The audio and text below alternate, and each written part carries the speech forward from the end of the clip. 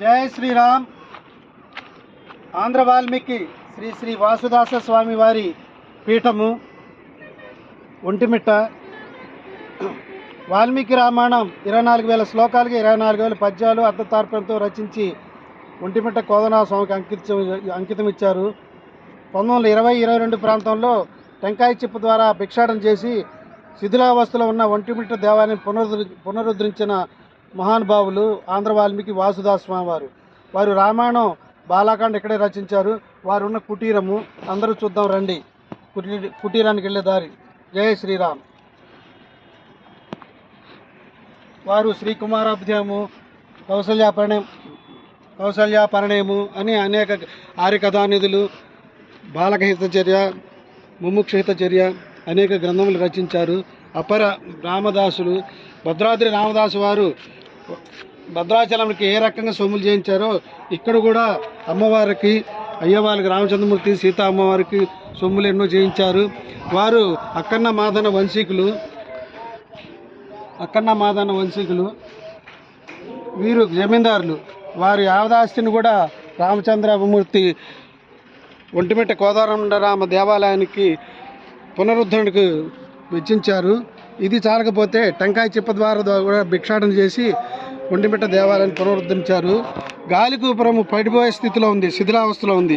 అటువంటి గాలిగోపురానికి ఇంగ్లాండ్ నుంచి ఐరన్ గడ్డసులు తెప్పించి దాన్ని సపోర్ట్గా ఇచ్చారు. అదే సుమారు 3 లక్షల దాకా అయింది 1922 ఆ ప్రాంతంలో.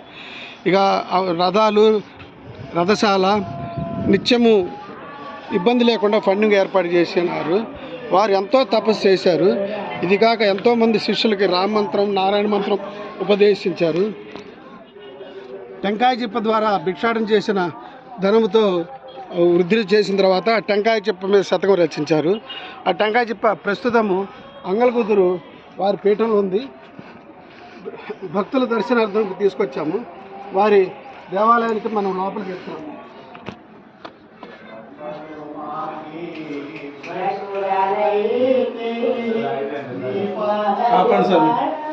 జై శ్రీరామ్. వారు ఇక్కడ ఉండి బాలాకాండ రచించారు.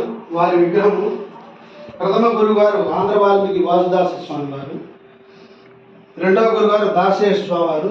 వీరు 1958లో మహాసామ్రాజ్య పట్టాభిషేకమని 50 ఎకరాల పందిలేసి 27 రోజుల పాటు యాగాలు, భోజనాలు పెట్టారు.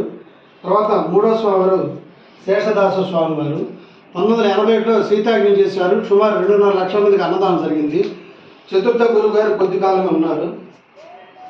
పంచమ గురువు గారు రామానుజదాస స్వామి వారు, వడ్లమూడి శ్రీమన్నారాయణ గారు. వారు కడప, నందలూరు ఈ చుట్టుపక్కల సుమారు 25 సంవత్సరాలు టీచర్ గాను, హెడ్ మాస్టర్ గాను, ఎంఏఓ చేసి ఇంకా 4 ఏళ్ళు సర్వీస్ ఉన్న 2000లో వాలంటీర్ రిటైర్ పెట్టి 5వ పీఠాధిపతిగా అధిరోహించారు. 2008లో సుందరకాండ యజ్ఞం చేశాము. సుమారు 2 లక్షల మందికి అన్నదానం జరిగింది. 2018లో చేశాము, 1 లక్ష మందికి అన్నదానం జరిగింది. తెలుగు మహాసభలో 2012లో పాల్గొన్నారు. వారికి 10 నిమిషాలే అవకాశం ఇచ్చినా దాదాపు 2 గంటల పాటు వీరు ఉపన్యాసం ఇచ్చారు. దాంతో అందరూ ముగ్ధులయ్యారు. తర్వాత షష్టమ పీఠాధిపతిగా నా పేరు సీతారామదాస్ స్వామి గత సంవత్సరంలో నన్ను ఏర్పాటు చేశారు. ప్రతి సంవత్సరము వైశాఖ మాసం చైత్రశుద్ధ నవమి నాడు రామచంద్రమూర్తికి కళ్యాణం చేస్తాం మనం, శ్రీరామ నవమి అని. వైశాఖ శుద్ధ నవమి నాడు సీతా అమ్మవారి జయంతి జరుగుతుంది. రేపు ఏప్రిల్ 18 నుంచి 27 వరకు మల్లెపూల పూజలు, 69వ మల్లెపూల పూజల్లో అంతర్భాగంగా రామాయణ యజ్ఞము, కళ్యాణాలు, సత్యనామతం జరుగుతాయి. సప్తమ రోజు 1000 కలశాలతో అభిషేకం జరుగుతుంది. నవమ రోజు 9 కలశాలతో అభిషేకం జరుగుతుంది. ఇది కాక భాద్రపద మాసంలో వినాయక చవితి 4వ రోజు శుద్ధాష్టమి నుంచి బహుళాష్టమి వరకు లక్ష్మీ అమ్మవారికి లక్ష కుంకుమార్చన ప్లస్ స్వామిక పూజలు, సత్యనామతాలు, హోమాలు అన్నీ జరుగుతాయి. రేపు జరగబోయేది 75వ సంవత్సరము. ధనుర్మాసం కూడా రేపు జరగబోయేది 70వ సంవత్సరము. రోజు 100 శాలిగ్రాములతో పంచామృత అభిషేకం జరుగుతుంది. వచ్చిన భక్తులకి నిత్యం అన్నదానం జరుగుతుంది. చాలా విశేషమైన పీఠము. గత 5 సంవత్సరాలుగా వివాహం కావాల్సిన వాళ్ళు వచ్చి అక్కడ కోరుకుంటే దాదాపు సుమారు 60 మందికి వివాహాలు అయినాయి, ఆరోగ్యాలు వచ్చినాయి, సీట్లు కూడా వచ్చినాయి. కాబట్టి మేము మీ కోరికలు రావాల్సింది కోరుతున్నాము.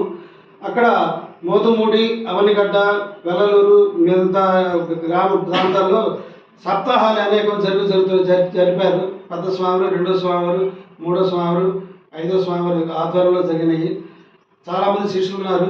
తర్వాత ఒంటిమిట్ట కోదండరామస్వామి ఉత్సవాల్లో ప్రతి సంవత్సరము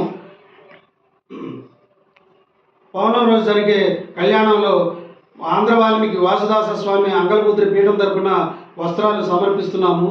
ఈ సంవత్సరం కూడా 2019లో 5వ పీఠాధిపతి వారి దగ్గర నుండి సమర్పించారు.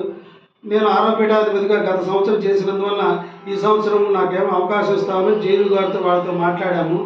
వాళ్ళు చూస్తామని చివరి టైంలో ఈ వచ్చే సంవత్సరం తప్పనిసరిగా ఇస్తామని అన్నారు. ఆ ప్రకారం ఇస్తారని అనుకుంటున్నాము. ఈరోజు ఒంటిమిట్ట దేవాలయం ఈ వైభవంగా జరుగుతుందంటే కేవలం వాసుదాస స్వామి వారి కృషి, వారి శ్రమ, వారి యొక్క త్యాగము, వారి యొక్క తపశ్శక్తి వల్ల జరుగుతుంది. శిథిలావస్థలో ఉంది, నిత్య నైవేద్యాలకు ఇబ్బందిగా ఉంటే వారిని కోరితే వచ్చి దాన్ని వృద్ధిలో తీసుకొచ్చి చెందారు. ఇదే కాక వారి తమ్ముడు కుమారుడు దత్త కుమారుడు లక్ష్మాజీ గారు వారు కూడా వారి ఆస్తిని ఒంటిమిట్ట దేవాలయం పునరుద్ధరణకి సమర్పించారు. లక్ష్మాజీ గారి కూతురు అల్లుడు అంటే వాసుదాస్వామి మనవరాలు వారు కూడా ఆశ్రమ వృద్ధికి ఎంతో సేవ చేస్తున్నారు. మీరు కూడా వచ్చి మీ కోరికలు తీసుకోవాల్సింది కోరుతున్నాము. వాసుదాస్వామి వారికి అనేకమైన పొలాలు, స్థలాలు, ఇళ్ళు ఉన్నాయి. అవి ఎక్కడున్నాయో ఏం చేసినా ఎవరికి తెలియట్లేదు. ఎందుకంటే అన్యాక్రాంతాలు అయినాయి. చెన్నైలో ట్రిప్లికేన్ దగ్గర చాలా పెద్ద ఆస్తి ఉన్నది. అది ఏమైందో కూడా అర్థం కావట్లేదు. ఇది కాక పొలాలు, స్థలాలు, భవంతులు ఇవన్నీ కూడా అన్యాక్రాంతమైనవి. ఇది చంద్రబాబు నాయుడు గారు కానీ, టీటీడీ వాడు కానీ, లేకపోతే మేము కానీ దాని యొక్క ఆరాలు తీసుకొని ఎక్కడ ఉన్నాయో దాన్ని మళ్ళీ వాసుదాస్వామి పీఠానికి చెందేట్టుగా ప్రయత్నాలు చేయాలనుకుంటున్నాము. భక్తులు కూడా సహకరించవలసింది కోరుతున్నాము. జై శ్రీరామ్.